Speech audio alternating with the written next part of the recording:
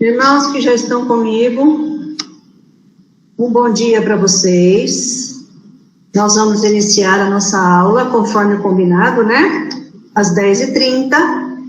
Esta aula, queridos, nós vamos dividir em duas partes. Ela começa hoje e ela termina no próximo domingo, que na verdade é o último domingo do ano, né? Nós temos aqui, queridos, várias coisas para falar hoje, né? Então, assim, tem uma quantidade de informação aqui que é muito grande para eu passar para vocês, porque eu vou fazer, pelo menos eu vou tentar fazer, né? Aqui nessa aula, todo o contexto do mundo se preparando, né? Que na verdade Deus fez isso, né? Preparando o mundo para a chegada do Messias, para o nascimento de Jesus. Então, eu vou começar a falar hoje de toda essa parte do contexto, e vou concluir na próxima semana, né, indo especificamente lá para o final, quando ele nasce, para o contexto do Império Romano. Então, queridos, vão prestar atenção, talvez eu leve aí uns 40, 45 minutos para passar tudo isso. Se alguém tiver alguma dúvida, pode perguntar, pode interromper a aula, ok? Essa aula está sendo gravada, ela vai ser colocada junto com a outra da semana passada, as duas vão juntas essa semana. Então, nós vamos iniciar com uma palavra de oração. Amém, queridos? Senhor, nós te louvamos, ó Pai, e nós te agradecemos por essa manhã, ó Pai. Clamamos, ó Deus, para que o Senhor possa agora falar aos nossos corações, encontrar as nossas vidas, ó Pai. E que o Senhor esteja fazendo, Pai, algo novo na nossa vida nesse domingo, Senhor. Senhor, nós colocamos a nossa vida ao seu inteiro dispor, diante do teu altar. Pedimos que o Senhor nos perdoe, que o Senhor nos limpe, nos purifique, e que nós nos tornemos agora nessa manhã, cada um de nós, ó Pai, canais, para que o Teu Santo Espírito possa vir e encher e fazer a Sua vontade, Pai. Muito obrigado, porque nessa manhã, Senhor, as Suas misericórdias estão se renovando sobre as nossas vidas. E nós Te louvamos, ó Deus, porque nós não temos outro bem além de Ti. O Senhor é tudo para nós, nosso Senhor, nosso Salvador, o nosso tudo. Muito obrigado, Senhor, em nome e para a glória de Jesus nós oramos e te agradecemos. Amém. Queridos, eu vou passar aqui várias coisas e eu vou falar de várias datas. Todas as datas que eu falar aqui é antes de Cristo, tá? Então, às vezes eu não vou falar data antes de Cristo, mas tudo que vocês verem aqui de datas que eu vou falar é antes de Cristo. Então, vamos lá. Bom, se nós pegarmos o Antigo Testamento, queridos, nós vemos o seguinte: o último livro do Antigo Testamento o do profeta Malaquias. A partir dali, queridos, que isso é mais ou menos 430 a.C., a partir dali, de Malaquias, até o primeiro livro do Novo Testamento, que é Mateus, nós temos um período aproximado aí, talvez um pouquinho mais, de 400 anos, onde não teve palavra profética. O que eu quero dizer com isso? De Gênesis até Malaquias, nós temos o quê? Deus falando. Ah? Nós temos o quê? Profetas falando através de Deus. A gente tem isso lá em Hebreus, capítulo 1, que diz assim: tendo Deus outrora falado aos pais pelos profetas, nesses últimos dias falou através do seu Filho Jesus. Então, a gente tem o quê? A construção do Antigo Testamento, ela vai desde Gênesis a Malaquias. E de Malaquias até Mateus não tem nenhum registro bíblico, digamos assim, de palavra de Deus. Mas nós temos o quê? Nós temos registros históricos. Então, a história registrou isso. Tanto a história secular como a história judaica. Mas o que está dentro desses 400 anos de silêncio, entre Malaquias e Mateus, não é considerado o quê? Palavra de Deus inspirada. Quando Deus fala, Deus ali ficou, entre aspas, praticamente em silêncio. Por quê? Porque foi o período em que Deus estava preparando o mundo para a chegada de Jesus, ok? Então, acho que deu para entender, né? Bom, queridos, depois de Malaquias, o profeta que vai falar, ou seja, o último profeta que se pronuncia, 400 anos depois de Malaquias, é João Batista. que na verdade foi o último profeta, né? Porque logo ele é o precursor, já aparece Jesus, ele inclusive batiza Jesus nas águas do Jordão. Malaquias, queridos, ele vai ali atuar mais ou menos de 470 a 430 a.C.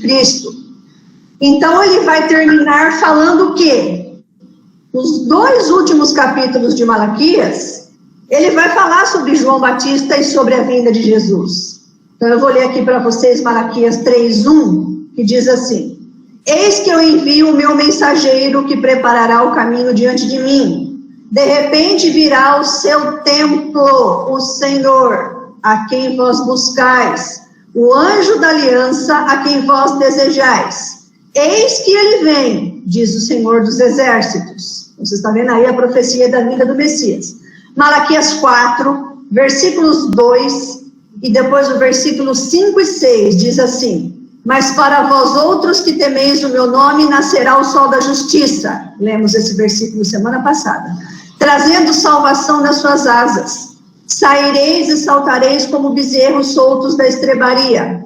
Eis que eu vos enviarei o profeta Elias, antes que venha o grande e terrível dia do Senhor. Ele converterá o coração dos pais aos filhos, o coração dos filhos a seus pais, para que eu não venha e fira a terra com maldição.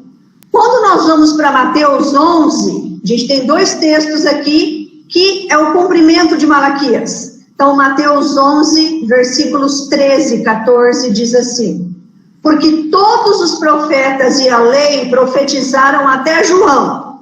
Está falando aqui de João Batista. E se o quereis reconhecer, ele mesmo é Elias, que estava por vir. Então, aqui o que está acontecendo? Jesus está falando que João Batista é um tipo de Elias. Então, o tipo de vida que Elias viveu, João Batista viveu também. Então aqui agora o outro texto que cumpre Malaquias é Marcos 1:2, que diz assim: Conforme está escrito na profecia de Isaías, eis aí envio diante de tua face o meu mensageiro, o qual preparará o teu caminho. Essa profecia então de Isaías também está em Malaquias, ou seja, é a profecia da vinda de João Batista, que prepara o caminho para a vinda do Messias. Então, queridos, nós temos aí a profecia se cumprindo. Durante esse período de aproximadamente 430 anos, Israel viveu sob o domínio de 3 impérios. O Império Medo-Persa, o Império Grego e o Império Romano. Tá? Antes desse período, rapidamente passando isso daqui para a gente se situar, antes de chegar em Malaquias, nós temos ali por volta do ano 700 a.C., o Império da Assíria. Esse Império da Assíria levou para o cativeiro as 10 tribos do norte de Israel, chamadas de Reino de Israel. Ali, queridos, essas tribos que foram levadas pelo Império da Assíria em 700 anos antes de Cristo, nunca mais retornaram aos seus territórios. Então, na verdade, eles se misturaram com outros povos. Quando a gente pega o texto de 2 Reis, capítulo 17, versículo 24 e 27, diz assim, olha, esse aqui é um texto falando sobre o cativeiro da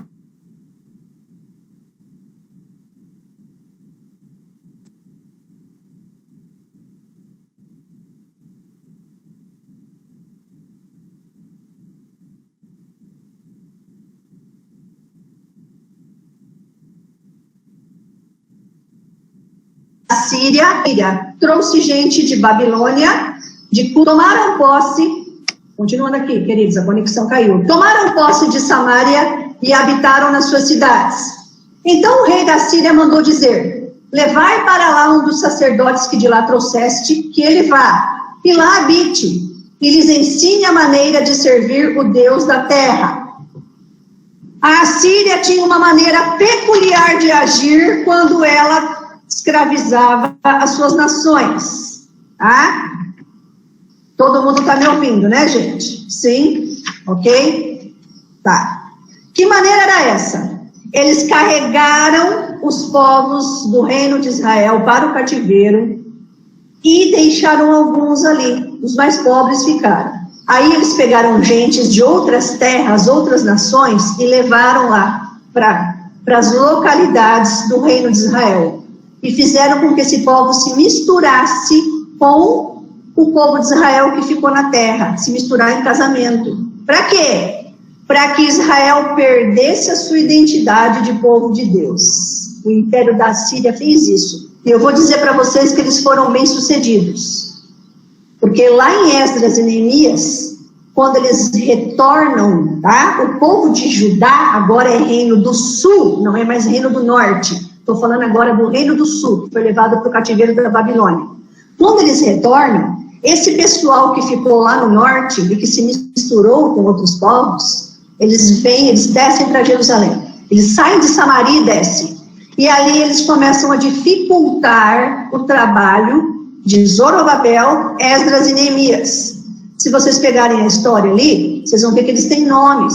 Alguns se apresentam com os nomes de Sambalá e Tobias. Eles fizeram parar, se vocês terem uma ideia, a reconstrução do templo, eles fizeram parar a reconstrução dos muros, eles faziam intrigas junto ao rei, ao imperador Medo-Persa, para que esses imperadores fizessem parar a obra. Por quê? Porque eles não eram genuinamente povo de Deus ali. Eles se misturaram com povos pagãos e perderam a essência do culto a Deus. E esse pessoal, queridos, lá na frente, já perto ali do nascimento de Jesus, tá? Inclusive no primeiro século da era cristã, eles são chamados de samaritanos, tá? E os samaritanos se tornaram inimigos mortais de Israel. Então, quem são esses samaritanos? Esse pessoal que se misturou ali do reino do norte com outros povos pagãos durante todo esse período em que o reino do norte foi levado cativo para a Síria. Então, eles tiveram quantos séculos para se misturar? Eles tiveram 700 anos, 7 séculos para se misturarem com esse povo. Então, só para vocês entenderem que isso faz parte também do contexto de quando Jesus vem para a terra. Os samaritanos estão ali. E Jesus, sabendo que os judeus odiavam os samaritanos, o que ele faz? Ele evangeliza os samaritanos. Jesus quebra esse paradigma. Ele começa a unir judeus e samaritanos. Bom, continuando aqui a nossa história, queridos. Então, vocês voltando agora para o período aqui. Bom, 2 tribos do sul, reino de Judá, foi levado para o cativeiro também, só que isso foi por volta do ano 605 a.C.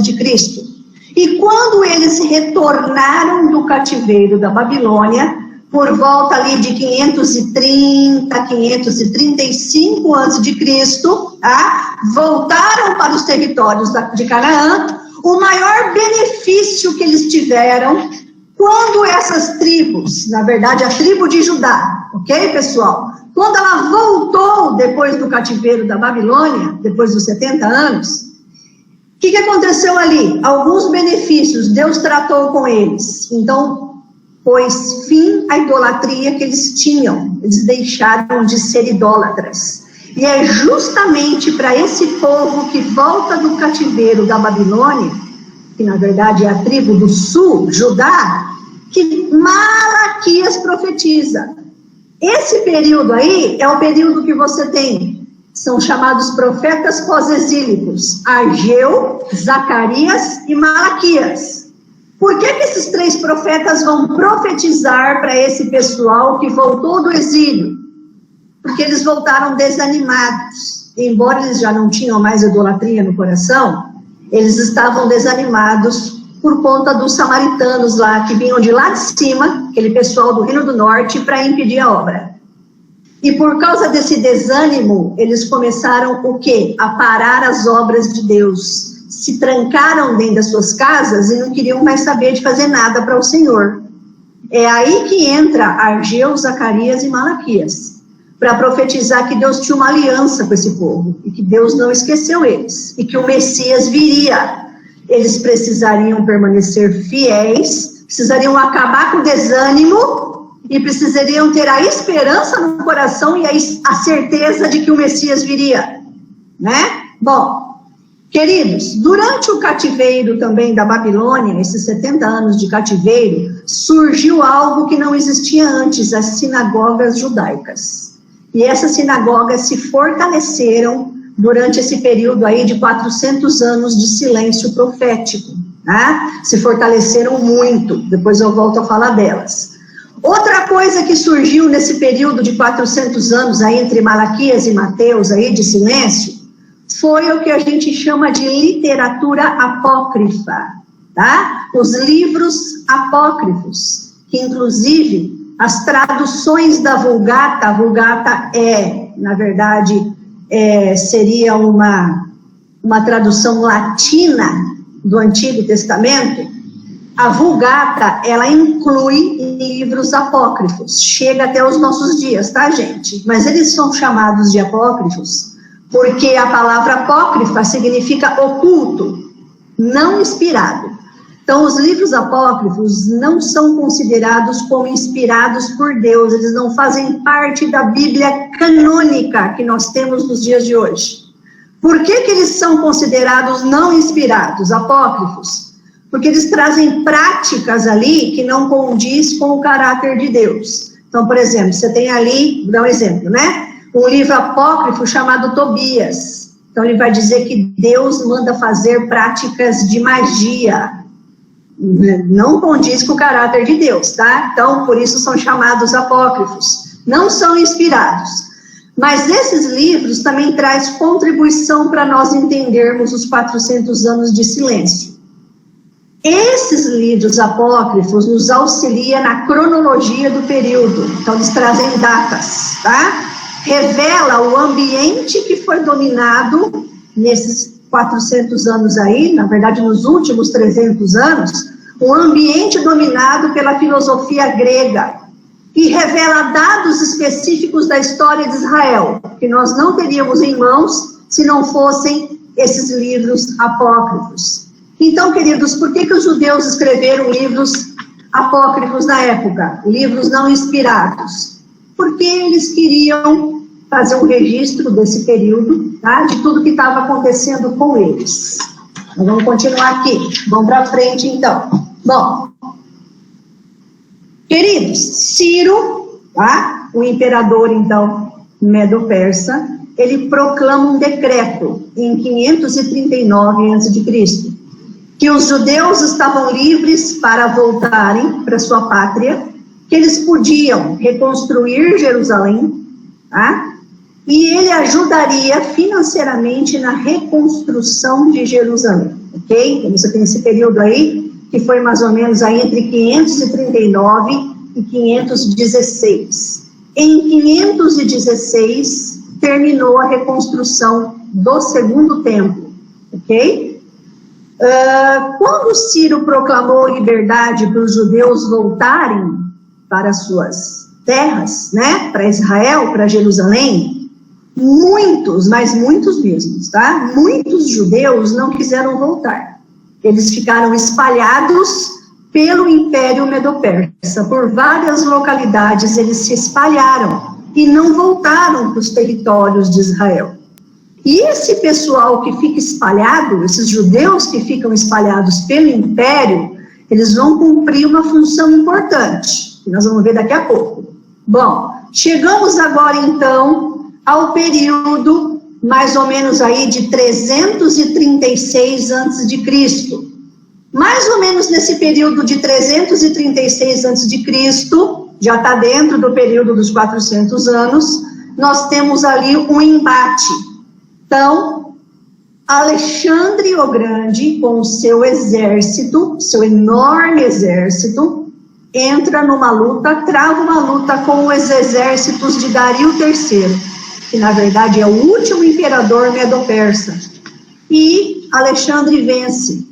A partir desse momento de 336 a.C., nós temos o que a gente chama de Império Grego.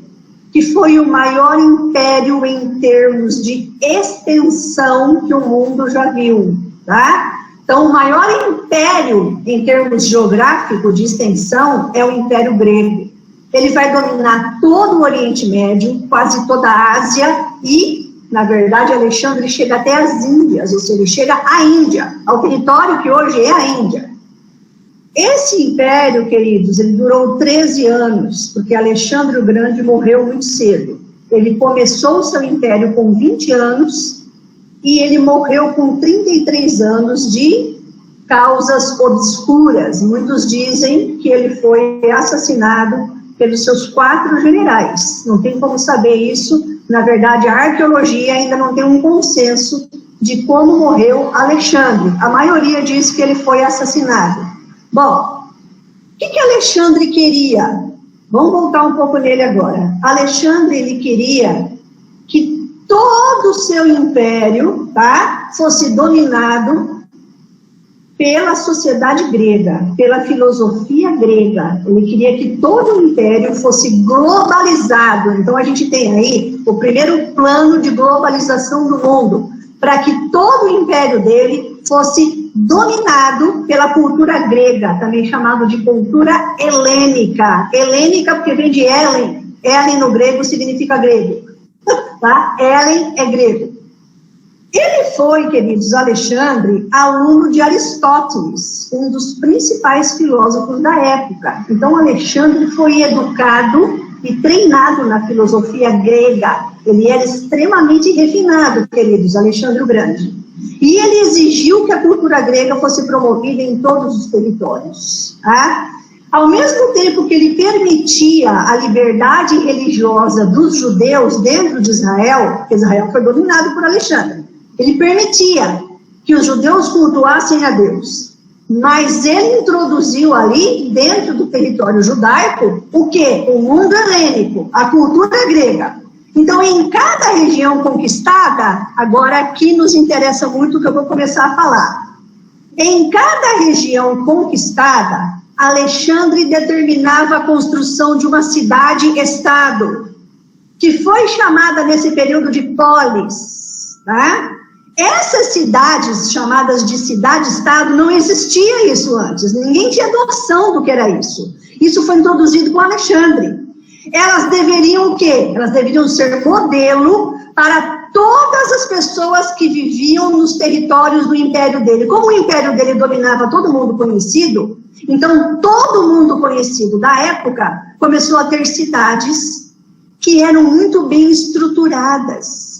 Cada uma dessas cidades, dessas polis, queridos, deveriam ter prédios públicos, olha que interessante, um ginásio para competições, tá? Jogos olímpicos e competições. Essas cidades deveriam ter bibliotecas importantes para o estudo das pessoas.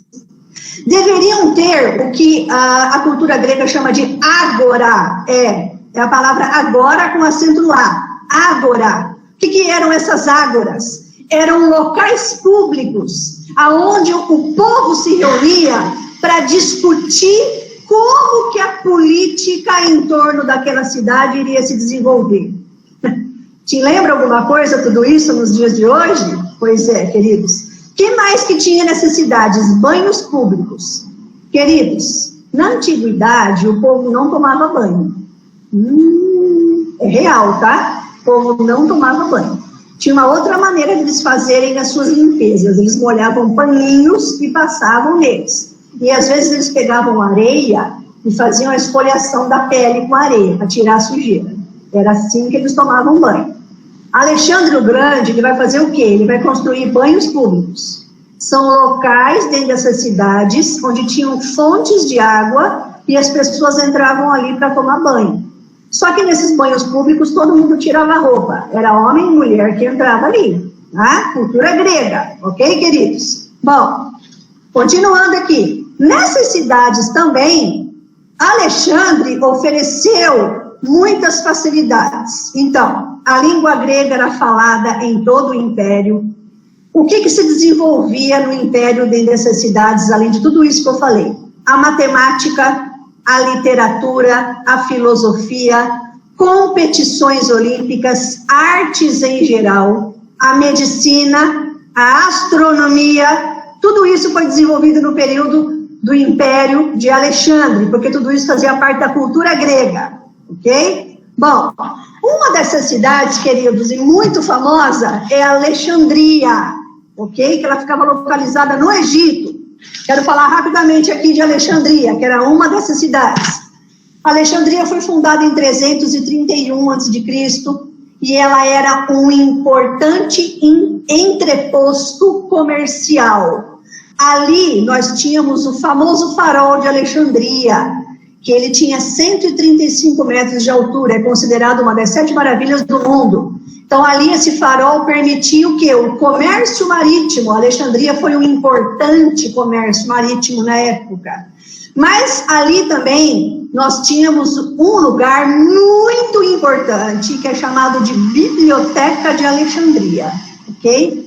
A Biblioteca de Alexandria foi um dos maiores centros de produção do conhecimento grego do mundo. Ali, praticamente todos os principais filósofos passaram por essa Biblioteca de Alexandria. A influência disso chega até os nossos dias, tá, querido? Nós temos hoje o que a gente chama de bibliotecas, porque existiu a Biblioteca de Alexandria como modelo. Chegou a reunir ali mais de 700 mil volumes literários, acadêmicos e religiosos, em formas de papiros e de códices. Inclusive, muito do que foi escrito, a Septuaginta, olha lá, a tradução grega do Antigo Testamento, que foi escrito por volta de 250 a.C., foi escrito por 700 anciãos, judeus, que dominavam o grego koiné. O que é grego koiné? É o grego do cotidiano, tá? É o grego que o povo falava. Então, esses 70 anciãos judeus, que eram judeus, na verdade, helenizados, conheciam a cultura grega, eles foram para a Biblioteca de Alexandria e ali eles escreveram a Septuaginta, que é a tradução grega que chega aos nossos dias. A Bíblia que a gente tem na mão, queridos, todas as versões que nós temos hoje na mão, elas vieram da Septuaginta, dessa versão que estava lá na Biblioteca de Alexandria, ok? Então, a Septuaginta foi utilizada, muito utilizada, nos tempos de Jesus, pelo próprio Senhor Jesus e pelos seus discípulos, pelos apóstolos, ok? Então, olha aí, toda a cultura grega preparando o mundo para quando Jesus nascesse. Bom, continuando então aqui, queridos. A cultura grega, então, que Alexandre disseminou, preparou, se vocês observarem bem, para que a disseminação do Evangelho de Jesus fosse mais rápida. Por quê? Porque você tinha cidades, você tinha ligações entre elas, você tinha bibliotecas, você tinha um povo que estava se preparando, um povo que estava escrevendo, que estava lendo, que estava estudando, e tudo isso permitiu que a língua grega comum, tudo isso permitiu que o Evangelho se disseminasse rapidamente por todo o Império, né? Quando Jesus, na verdade, já era o Império Romano, quando Jesus veio. Queridos, os deuses gregos, tá? A Grécia adorava muitos deuses, é o panteão greco-romano. Os deuses gregos eram muitos, mas muitos mesmo. E os intelectuais gregos, aquele pessoal que estudava, não estava mais correspondendo à necessidade deles, esses deuses gregos. Por quê? Porque, segundo o que se escrevia sobre esses deuses gregos na época, eles eram temperamentais, ou seja, eles eram iracundos, eles eram briguentos, e os intelectuais não queriam saber de deuses assim. Então, eles estavam em busca de uma divindade que fosse algo real, mais sólido, que fosse uma divindade mais séria, que fosse próximo a eles e que fosse amoroso. Por isso que você vai ter em determinados momentos, está lá nos evangelhos, que alguns gregos procuraram Jesus. Tá? Gregos queriam ouvir, e esses gregos se converteram ali diante de Jesus. Então, você tem todo esse preparo aí da cultura grega para a vinda de Jesus. Bom, queridos, a maior parte do povo que vivia nessa época, vamos dizer assim, né? Dos gregos, dos gentios que viviam nessa época, o que eles entendiam? Eles entendiam através da filosofia de Platão que existia um mundo que era parte desse mundo da Terra. Esse mundo era considerado um lugar bonito e tranquilo, onde todos poderiam viver. Isso facilitou para que o mundo helenizado da época do cristianismo, tá, da cultura grega, entendesse a realidade de céu. Para eles ficou fácil entender sobre céu, porque Platão já tinha falado desse mundo diferente, em que todos habitariam depois da morte, ok? Em contrapartida, queridos, no meio disso tudo, nós temos o quê? Nós temos judeus que estão cada vez mais desejando e ansiando a chegada do Messias. E eles começaram a espalhar dentro desse ambiente de cultura grega, eles começaram a espalhar que viria, né, um Salvador, certo? E que esse Salvador iria transformar tudo, iria trazer um reino de paz, aonde o mal seria totalmente extinguido. E os gregos desejavam isso, desejavam um rei que fosse assim, uma divindade que fosse assim. Então isso também foi espalhado, ok? Pelos judeus. Bom, queridos, deixa eu falar um pouquinho aqui, novamente para vocês, sobre as polis, as cidades, tá? Nós temos outros exemplos de polis da época. Atenas, Esparta, Antioquia. O apóstolo Paulo pregou muito em Antioquia, ok? A própria Jerusalém, a cultura grega quis transformar em uma polis. Então, estas cidades, elas se tornaram a base da civilização ocidental. Toda a cultura grega, queridos, ela fez o quê? Ela se tornou a base da civilização ocidental que nós vivemos hoje. Então, o evangelho de Jesus Cristo se expandiu bastante para o Ocidente, para todo o mundo ocidental. Por quê? Porque a cultura grega permitiu isso na construção das suas filosofias, do seu entendimento e das cidades. Então, as cidades fazem parte hoje do que nós temos. Nós não teríamos cidades hoje se não fosse essa construção lá do Império Grego, das chamadas polis. Outra coisa que aconteceu ali foi o seguinte: o Império Grego determinou que o modo de vida dessas pessoas dentro dessas cidades seriam pessoas que seriam chamadas de cidadãos. Cidadãos, isso lá atrás, em 300 a.C. Essa palavra cidadão, em grego, é politikoi. Politikoi. Homens livres que formavam o quê? A base do seu governo, do seu próprio governo, onde eles iam estipular as suas próprias leis. É daí que vem o quê, gente? O que nós temos hoje. Os governos políticos instituídos nas cidades e nas regiões. Percebe que tudo isso preparou o mundo para o cristianismo, para Jesus vir e disseminar o cristianismo? Tudo isso tinha que acontecer, tudo isso era a vontade perfeita de Deus, queridos.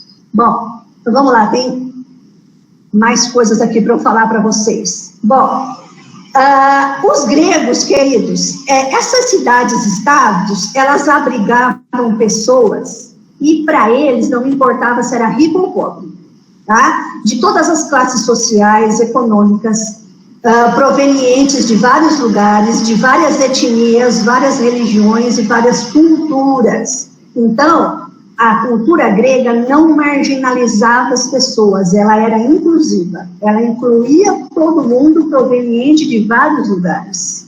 Isso também facilitou a disseminação da palavra de Jesus, que quando Jesus estava aqui na Terra, pessoas de várias etnias e localidades vieram até ele. Quer exemplos? A mulher sírio-fenícia, tá? os gregos, que eu acabei de falar para vocês, o centurião romano. Tudo isso foi permitido porque já estava na cabeça das pessoas que o modo de vida social que eles tinham na época permitia a inclusão de todos. Isso não estava na cabeça do judeu, mas estava na cabeça da cultura grega da época. E Jesus recebeu essas pessoas. Jesus, na verdade, ele transmite uma mensagem para todo esse mundo que nós temos aí, que está naquele momento globalizado com a cultura grega. O que Jesus está dizendo? Eu não vim só para o judeu, eu vim para todos vocês. E o judeu entendeu isso. Outra coisa, queridos, a cultura grega prezava muito pela necessidade de que todos tinham que adquirir sabedoria. Sabedoria. Isso facilitou que as parábolas e os ensinos de Jesus chegassem a várias regiões. Por quê? Porque as parábolas de Jesus eram recheadas de sabedoria. E as pessoas queriam isso, elas buscavam isso na cultura grega. Bom, várias palavras, vamos dizer assim, vocábulos que foram escritos e empregados pelos escritores do Novo Testamento tinham a ver com a cultura grega. Um exemplo clássico, logos. O logos nada mais é do que, para o grego, o logos era uma divindade, era um ser transcendental que ele dominava sobre todas as coisas. E aí, o que é que João vai falar? Que o logos é Jesus. Para o grego entender isso, queridos. Os gregos também desenvolveram a ideia, a cultura grega, tudo isso foi nos 400 anos, tá? De silêncio. A cultura grega também desenvolveu a ideia de que o dia era dividido em 12 horas. E essas 12 horas eram divididas em partes iguais. Então, era 12 horas do dia e 12 horas da noite. Isso é cultura grega. Jesus estava bem familiarizado com isso. Porque lá em João 11, 9, ele fala assim, não são 12 as horas do dia? Olha que tremendo. Aquele que caminha de dia não tropeça, porque vê a luz deste mundo. Jesus ali está mandando um recado, gente. Os gregos entenderam quando leram aquilo, quando receberam o evangelho. E Jesus fala, não são 12 as horas do dia, não é assim, gregos, que vocês contam as horas? Pois bem, eu estou dizendo aqui que quem caminha de dia não tropeça porque vê a luz desse mundo. E a luz desse mundo sou eu. Então, eu sou a luz dessas 12 horas, desses dias que vocês contam. Olha Jesus ali, mandando um recado, falando na linguagem dos gregos, né? Outra coisa, queridos, a sociedade grega, ela estava baseada na liberdade do indivíduo que buscava um sentido para a existência da sua vida. A base da filosofia grega é buscar sentido para a existência da sua vida. E eles buscavam sentido no ser humano, eles não buscavam sentido em Deus. Eles acreditavam que o ser humano poderia ser o centro das suas vidas. A cultura grega pregava isso. E se tivesse que vir alguma salvação, alguma divindade que poderia socorrê-los, essa divindade teria que o quê? Teria que se familiarizar com os humanos, com os homens, porque a cultura grega centrava no homem, ela era humanista, ela é humanista até hoje. E aí João 1,14, olha o que está escrito lá. E o verbo, a linguagem do grego aí, o logos, né? Se fez carne, olha lá, se tornou humano, e habitou entre nós cheio de graça e de verdade. E vimos a sua glória como do unigênito do Pai. Ué, gregos, vocês não estão aí, gentios, dizendo que precisa vir alguém que tem que se familiarizar com o ser humano? Pois é, Jesus, sendo Deus, fez isso.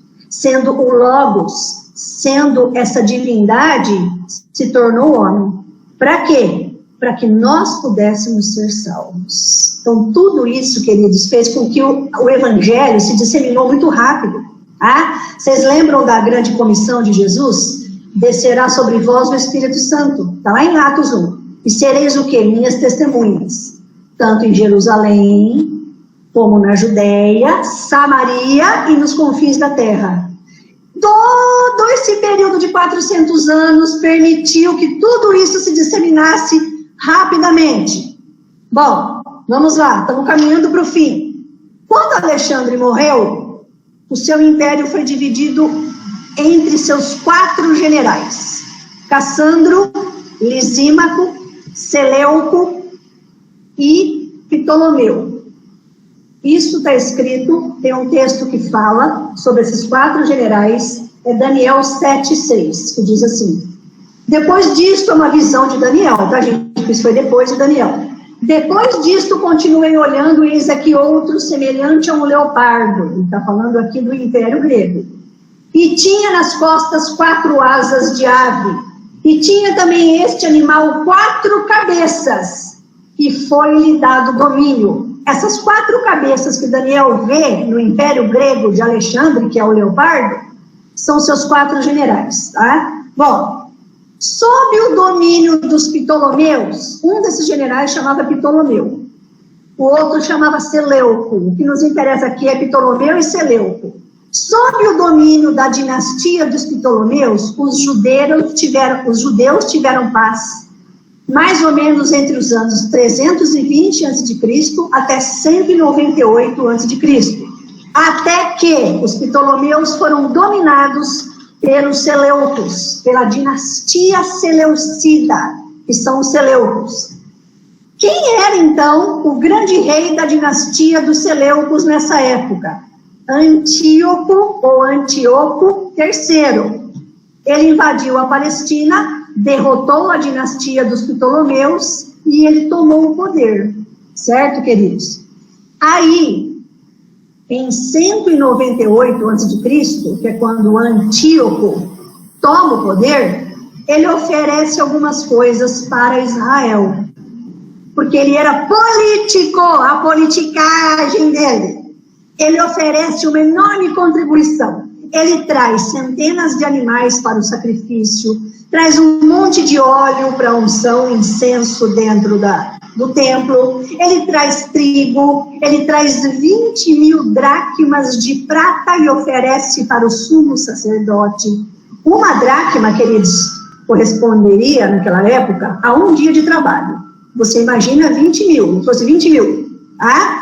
Ele manda restaurar o templo e ele isenta todo mundo de pagar imposto. Olha esse Antíoco III, como é bonzinho, né? Não é não.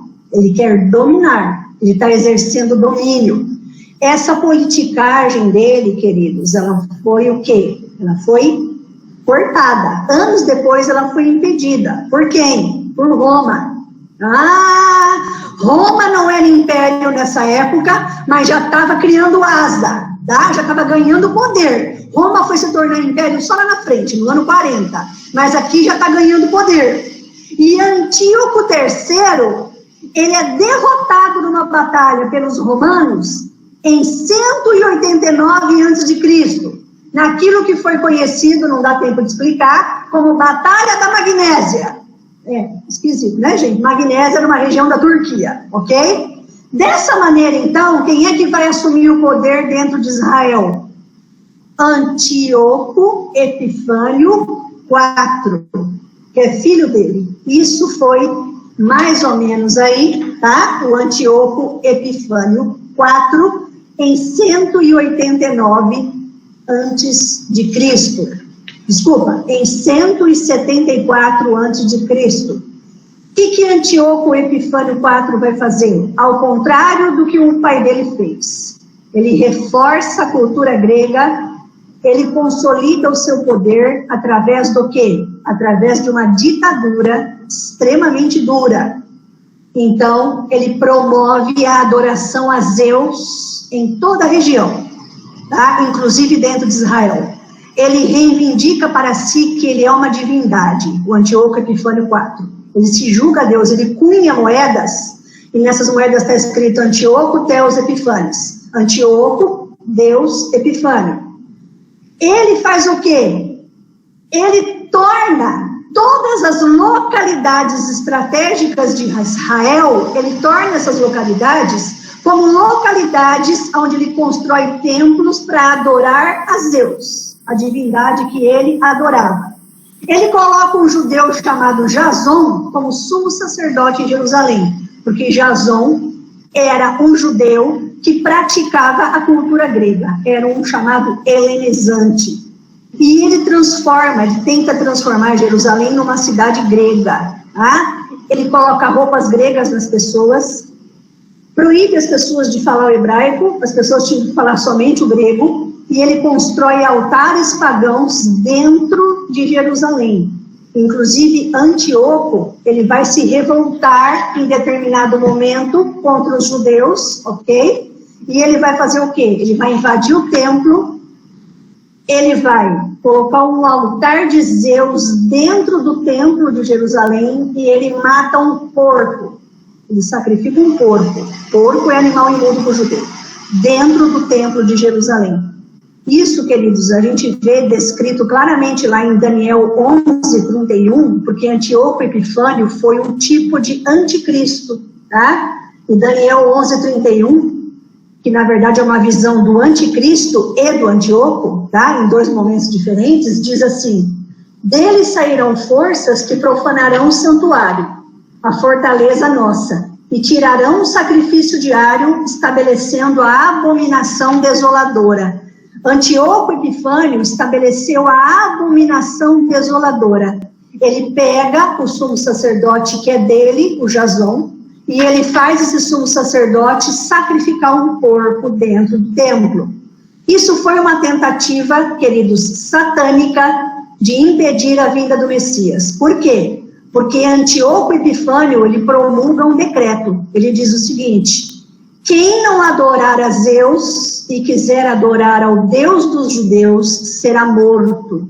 E ele emprega essa mortandade, tá? O que ele faz? Ele mata sacerdotes fiéis, fecha sinagogas, mata todos os bebês que foram circuncidados, mata mulheres grávidas que são tementes a Deus, tá?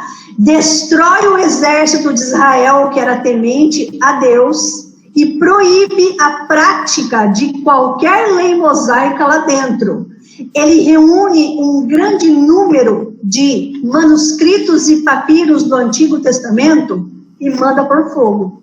Então é uma tentativa de fazer o quê? De fazer desaparecer o povo de Deus da terra. Dessa maneira, o que Satanás quer com isso? Não vem o Messias. Mas Deus usa tudo isso para trazer o Messias à terra. Eu vou parar aqui, tá, queridos, por causa do horário. Eu só vou terminar dizendo o seguinte: no meio disso tudo, aparece um grupo de pessoas, de judeus, chamados na época de Hassidim. Os Hassidins foram judeus piedosos a Deus. Eles pegam uma quantidade de manuscritos do Antigo Testamento e muitos deles fogem para as cavernas. Para quê? Para fugir da perseguição do Antíoco Epifânio. E ali eles conseguem salvar os manuscritos do Antigo Testamento. E na verdade, uma família desse grupo dos Hassidins, que são judeus piedosos, uma família chamada, na época de família Hashmonai, ou Hashmonai, se levanta. E dentro dessa família tem um líder, é o sumo sacerdote Matatias. Então, Matatias é um sumo sacerdote que se levanta desse povo para guerrear contra Antíoco Epifânio, através dos seus 5 filhos, um deles muito famoso, chamado Judas Macabeu. Eu vou parar a minha aula aqui, porque já são 11h20, mas vocês estão vendo que eu estou trazendo a história, tá? Toda, até a gente chegar, semana que vem a gente chega, ok? Naquilo que Gálatas 4:4 diz assim, Gálatas, vou encerrar com esse versículo. Gálatas 4, versículo 4 e 5 diz assim: vindo, porém, à plenitude do tempo, Deus enviou seu Filho, nascido de mulher, nascido sob a lei, para resgatar os que estavam sob a lei, a fim de que recebêssemos a adoção de filhos. Então, eu estou trazendo toda a história, queridos, para a gente chegar até o quê? Até Jesus. Toda essa história que eu estou contando para vocês é a plenitude do tempo. É a preparação do mundo para que o Messias viesse e para que o Evangelho de Jesus Cristo se disseminasse rapidamente pelo mundo. Amém, queridos? Vamos parar, tá? Vocês vão ter tudo isso depois gravado, é uma quantidade muito grande de informação. Queridos, no próximo domingo, quero combinar uma coisa com vocês aqui. Será o nosso último domingo de aula do ano de 2020. Eu quero pedir a vocês para que nós possamos dar essa aula das 10h30 às 11h30, para eu encerrar esse tema, porque depois em janeiro nós vamos ficar 2 domingos sem ter aula, ok? Então nós vamos encerrar trazendo tudo isso e falando do nascimento de Jesus, e aí a gente conclui o ano. Amém, queridos? Eu vou pedir aqui, tem uma pessoa aqui na sala comigo, é o irmão Ricardo, para fazer uma oração para nós encerrarmos. Pode ser, Ricardo? Amém?